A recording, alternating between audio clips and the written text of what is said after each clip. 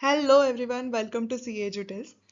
So scoring well in audit is not just about knowing the answer, it is about knowing how ICAI awards the marks, right?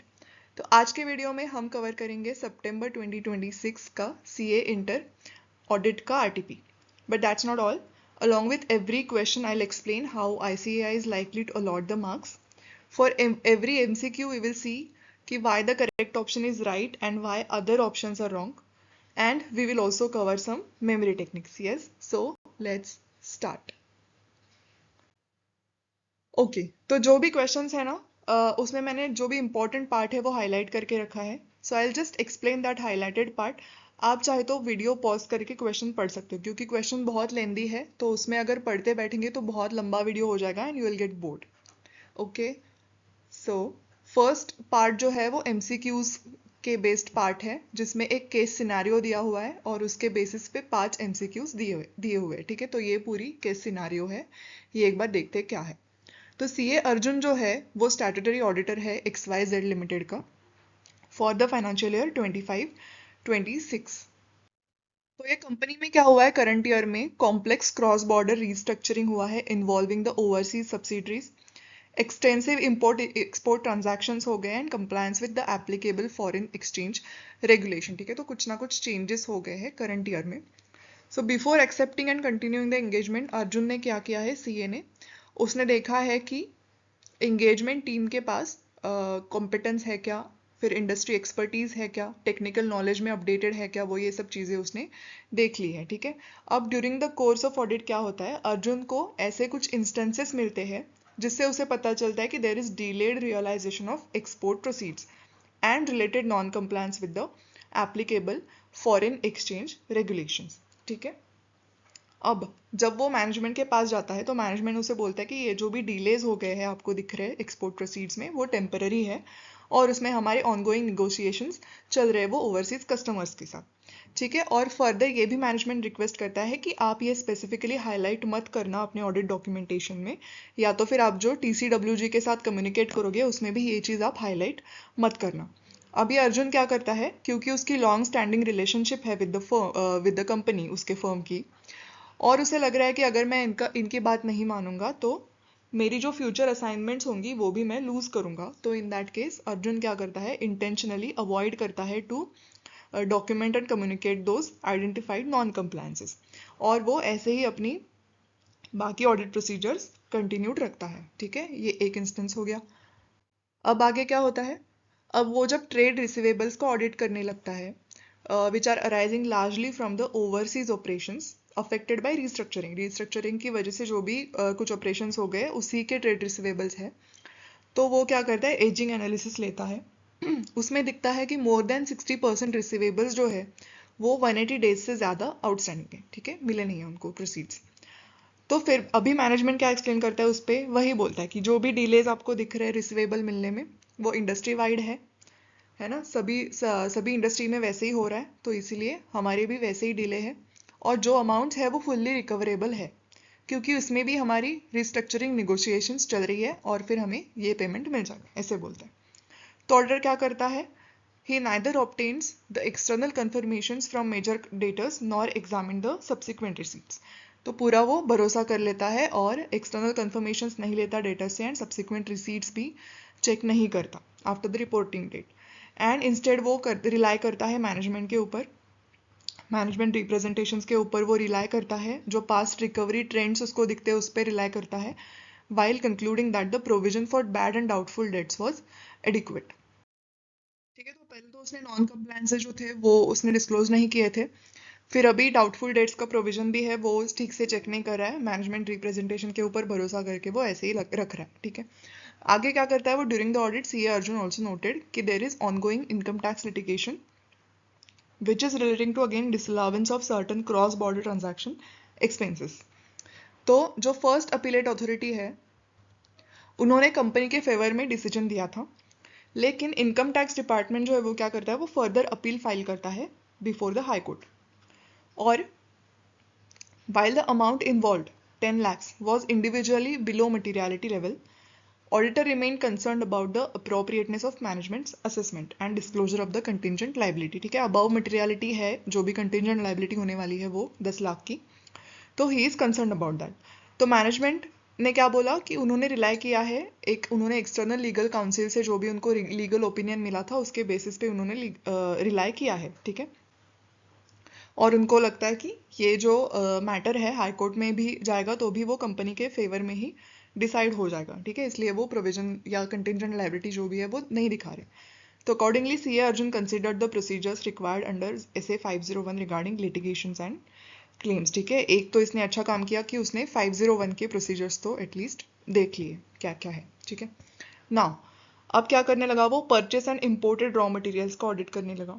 तो उसे क्या देखा कि substantial increase of nearly 40% compared to the previous year, along with concentration of procurement from a limited number of overseas vendors following the restructuring exercise. Restructuring के बाद क्या हुआ, overseas जो कुछ limited number of overseas vendors थे उनके पास ही ज़्यादा concentration था, मतलब procurement ज़्यादा उनसे ही हो रहा था कुछ limited number of overseas vendors से.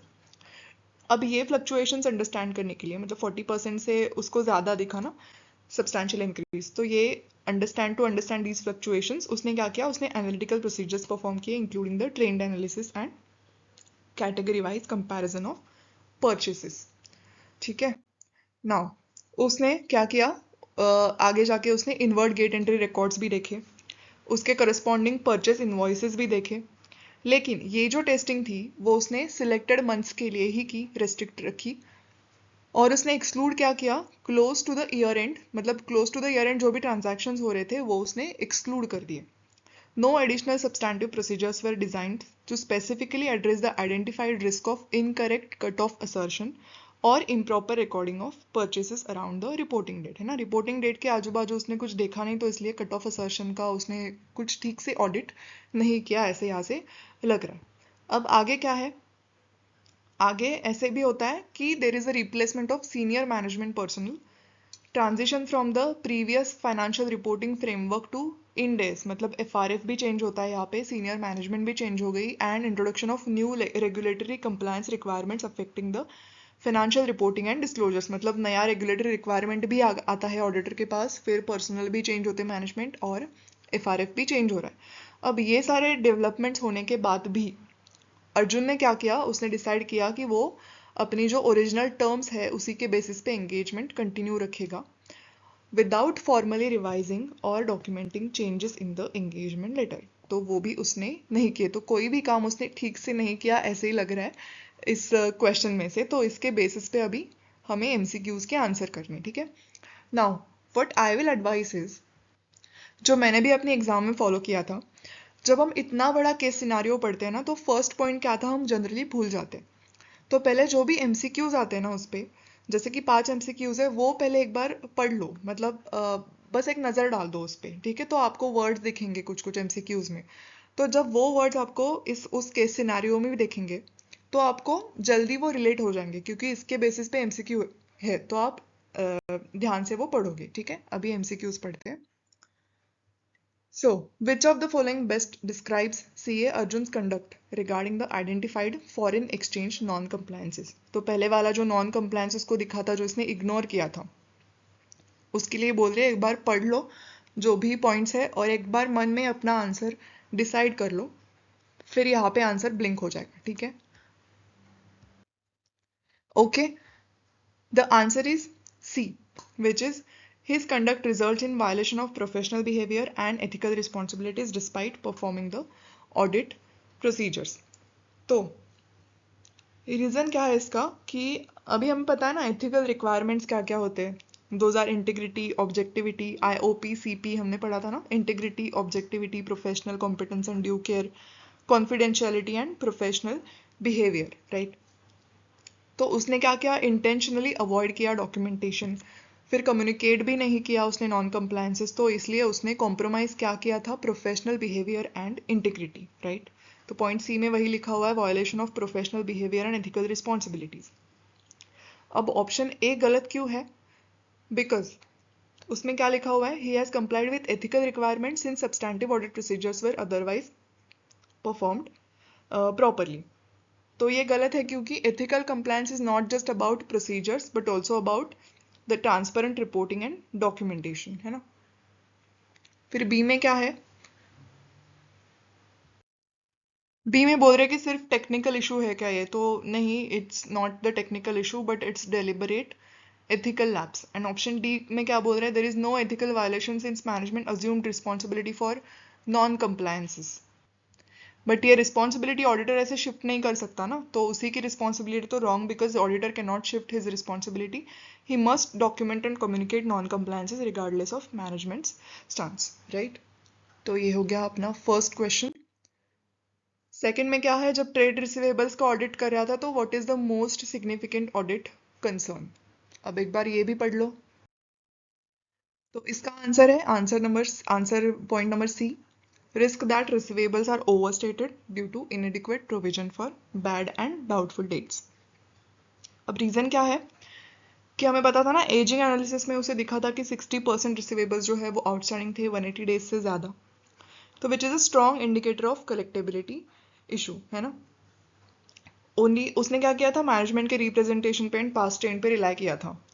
तो ये करने से the auditor risk overstating the receivables and understating the provisions directly affecting the valuation assertion, right, क्योंकि उसने प्रोविजन पे भी उतना ध्यान नहीं दिया था और रिकवरी उसने क्या किया था, मैनेजमेंट के वर्ड्स पे बिलीव किया था एंड पास्ट ट्रेंड के ऊपर उसने भरोसा किया था, राइट।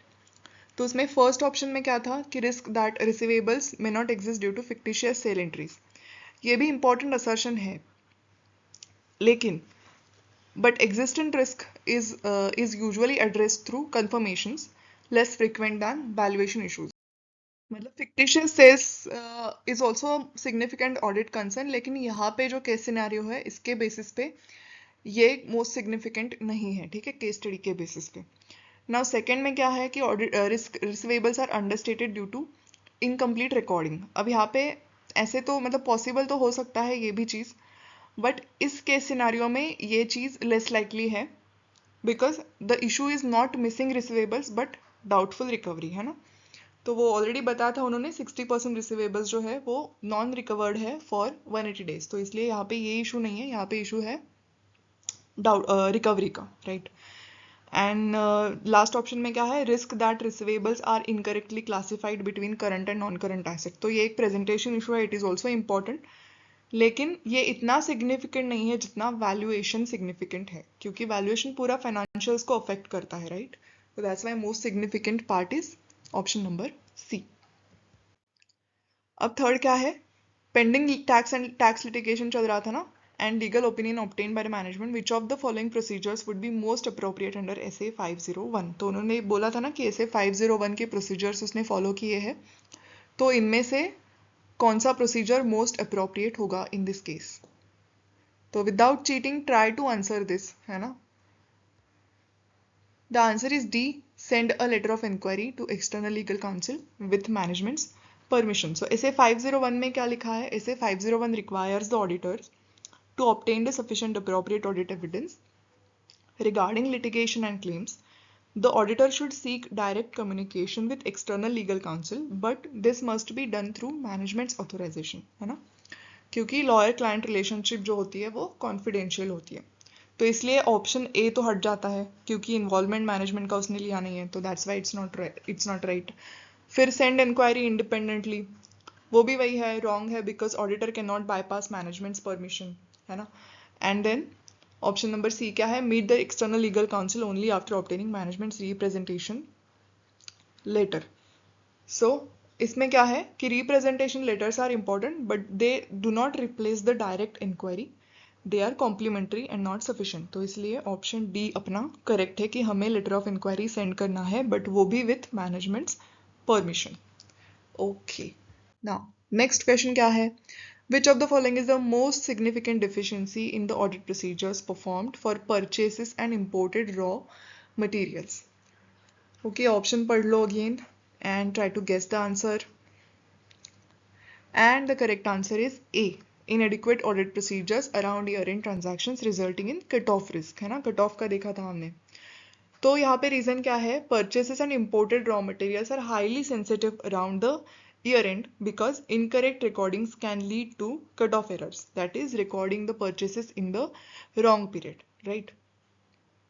अब बाकी के ऑप्शंस गलत क्यों है? बी में क्या लिखा हुआ है? Excessive reliance on test of details instead of analytical procedures. But यहाँ पे कौन सी प्रोसीजर करनी है इसके बारे में कुछ प्रॉब्लम नहीं था। इसमें प्रॉब्लम क्या था? कंप्लीटनेस एंड टाइमिंग का प्रॉब्लम था, है ना। कट ऑफ की रिस्क यहाँ पे लग रही थी क्योंकि उसने लास्ट ईयर एंड वाले जो भी ट्रांजैक्शन थे वो उसने एक्सक्लूड कर दिए थे, है ना। तो ये यहाँ पे इशू नहीं आ रहा है। नाउ ऑप्शन सी में क्या है? Failure to perform the analytical procedures for purchases. तो एनालिटिकल प्रोसीजर्स तो यूजफुल है, बट अगर हम वो मिस करते हैं एनालिटिकल प्रोसीजर्स परफॉर्म करना सपोज, तो वो लेस क्रिटिकल होगा than failing to ensure the proper cut off at the year end, है ना। एनालिटिकल प्रोसीजर्स नहीं कर रहे बट उसके अलावा हम टेस्ट ऑफ डिटेल्स तो कर रहे हैं, लेकिन अगर हम ईयर एंड वाले ट्रांजैक्शंस छोड़ देते हैं तो हम कट ऑफ का असर्शन मेजर जो है वो मिस करते हैं, है ना। एंड देन लास्ट में क्या है? Failure to verify legal existence of overseas vendors. So this is also important, legal existence and all, ये ट्रू वेंडर्स है क्या ये भी देखना ज़रूरी है। important for vendor legitimacy but not the most significant risk in purchases or imports. Cut-off errors have a direct material impact on the reported results, है ना। वैल्यूएशन पे ही पूरा वो अफेक्ट कर जाएगा कट ऑफ का, ठीक है। तो दैट्स वाई दिस इज, तो आपको ना ये यहाँ पे ऐसे कंफ्यूजिंग करेंगे, मतलब ये जो भी एमसीक्यूज है उसके जो भी ऑप्शंस है वो कंफ्यूजिंग ही रहेंगे। आपको लगेगा कि ये एक से ज़्यादा ऑप्शंस करेक्ट लग रहे, बट आपको वो केस सिनारियो ध्यान से देखना है और उसमें जो भी अप्रोप्रिएट लग रहा है वो ही आपको आंसर यहाँ पे देना है, ओके। सो नेक्स्ट क्वेश्चन क्या है? Considering the significant changes during the year, which of the following best evaluates C. Arjun's decision regarding the engagement terms? तो ये तो easy है, आई थिंक ये तो आना ही चाहिए। This is option B. हमने 210 में कवर भी किए थे, है ना, फैक्टर्स क्या क्या होते हैं। तो 210 requires that when significant changes occur, जैसे कि न्यू लॉ आता है, कोई रिपोर्टिंग रिक्वायरमेंट्स चेंज हो जाते हैं, एफआरएफ चेंज हो जाता है, ओनरशिप में चेंज आता है ना, सीनियर मैनेजमेंट बदल जाती है, देन ऑडिटर मस्ट रिवाइज और remind the entity of the engagement terms, and that's why obviously ये बाकी के ऑप्शंस बेकार है ना। Option B is correct. Revision of engagement terms was necessary due to significant changes affecting scope of audit and reporting requirements, right. एक बार पढ़ लो चाहे तो आप रीजंस, ऑब्वियस रीजंस है इसलिए मैं पढ़ नहीं रही हूँ सारे के सारे, तो आप एक बार देख लो पॉज करके वीडियो। ओके, तो केस स्टडी यहाँ पे खत्म हो जाती है। अब ये जनरल एमसीक्यूज आ रहे हैं, तो एक बार वो भी पढ़ते हैं। तो एलआर एंड कंपनी है चार्टर्ड अकाउंटेंट जो है वो स्टैट्यूटरी ऑडिट करे बीटा एक्सपोर्ट लिमिटेड का फॉर 31 मार्च 2026। अब वो क्या कर रहे हैं? बोरोइंग्स वेरीफाई कर रहे हैं कंपनी के, तो उन्हें क्या दिखता है? एक loan denominated in the foreign currency. तो ऑडिटर क्या करता है? He verifies the closing exchange rate and recalculates the loan amount, क्योंकि उसको देखना है कि वो प्रॉपरली रीस्टेटेड हुआ है क्या फाइनेंशियल स्टेटमेंट्स में लोन, ठीक है। तो वो करेक्टली मतलब मेजर किया, वैल्यूएशन उसका करेक्ट है क्या, वो देखना है ऑडिटर ने। So based on above scenario identify the assertion that the auditor is trying to verify. मैंने बोल ही दिया, बोलना नहीं था मुझे बट मैंने बोल दिया, चलो ठीक है। तो C valuation means asset and liabilities are recorded at appropriate amounts in the financial statements.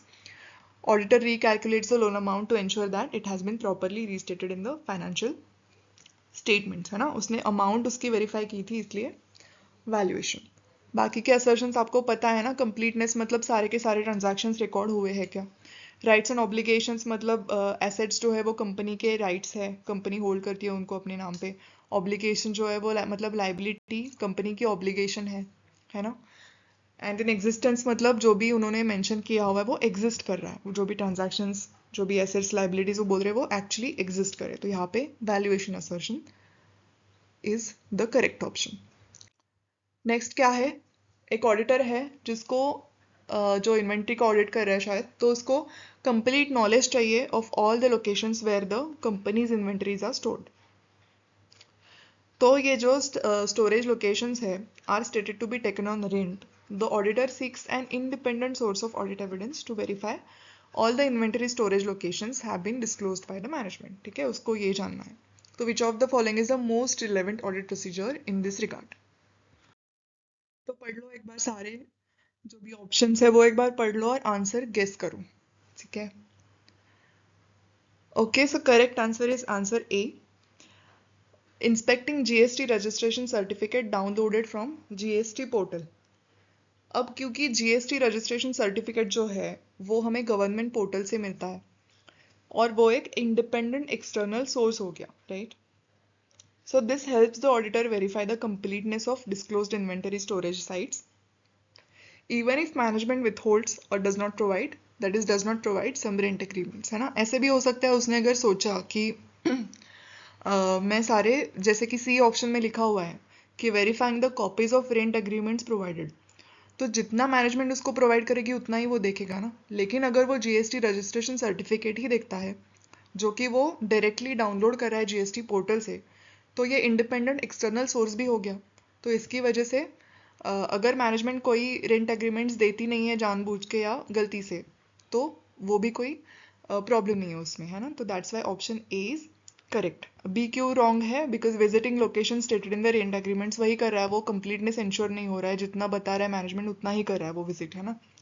And then inspecting the certificate of incorporation of the company, तो इनकॉर्पोरेशन सर्टिफिकेट में क्या होता है, ओनली कंपनी का लीगल एग्जिस्टेंस प्रूव होगा ना उससे, उसे कोई ये नहीं पता चलेगा कि इन्वेंटरी स्टोरेज लोकेशंस कौन कौन से है, कहाँ कहाँ पे, राइट। तो that's why option A is the correct option. Now 8, while evaluating the reliability of audit evidence, the audit team identifies the following documents. अब क्या क्या डॉक्यूमेंट्स थे? ओके, यहाँ पे क्या इवेल्युएट करें? Reliability of audit evidence evaluate करें, ठीक है। तो क्या क्या मिला इनको? डिलीवरी चैलेंज मिले which are prepared by the company evidencing the dispatch of goods to the job worker. फिर क्या मिला? 5 shipping bill details downloaded from the customs portal and stored in the company system. फिर क्या है? Bank statements downloaded from the bank's official portal and maintained in the company's records. And then supplier quotations received and stored in the company's official email inbox. अब ये discuss करने लगे audit team members classifying these documents as internal or external audit evidence, particularly considering that some documents although generated externally are accessed through the company system। ठीक है, ये external है या internal है, इसमें इनका झगड़ा चल रहा है। ये बोल रहे हैं कि हम क्योंकि मे बी जैसे बैंक स्टेटमेंट्स ये डाउनलोड कर रहे हैं डायरेक्टली बैंक के ऑफिशियल पोर्टल से, बट ये बोल रहे हैं कि एक्सटर्नली हम कर रहे हैं ये एक्सटर्नल क्या बोलते हैं, एक्सटर्नल पोर्टल से हम कर रहे हैं डाउनलोड, लेकिन कंपनी के सिस्टम से ही कर रहे हैं ना, इसलिए इनका ये झगड़ा चल रहा है इंटरनल है या एक्सटर्नल है।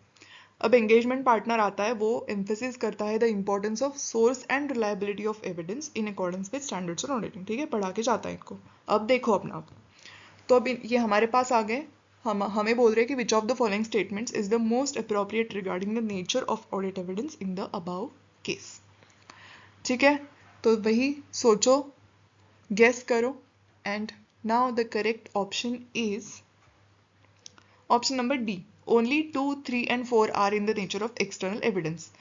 करेक्ट ही है ना, क्योंकि डिलीवरी चैलेंज जो है वो इंटरनली जनरेटेड है बाय द कंपनी इटसेल्फ, तो ये हो गया इंटरनल एविडेंस। शिपिंग बिल्स जो है वो उन्होंने even though they are accessed by company system, the source is external, है ना, मतलब कस्टम्स पोर्टल से लिए थे उन्होंने, इसलिए वो एक्सटर्नल एविडेंस हो गया। अब बैंक स्टेटमेंट्स जैसे उन्होंने बैंक के ऑफिशियल पोर्टल से डाउनलोड किए थे, तो इसलिए ये भी एक्सटर्नल एविडेंस हो गया। एंड देन सप्लायर कोटेशंस जो है वो सप्लायर से आए थे ना, इवन दो वो कंपनी के मेल में स्टोर्ड थे, लेकिन वो सप्लायर से आए थे, तो इसलिए ये भी एक एक्सटर्नल एविडेंस ही हो गया। Okay, yes, so here we are done with the MCQ part. अब जो डिस्क्रिप्टिव पार्ट आगे आने वाला है पार्ट 2, इसे हम नेक्स्ट वीडियो में कवर करेंगे, है ना। So stay tuned and till then bye bye.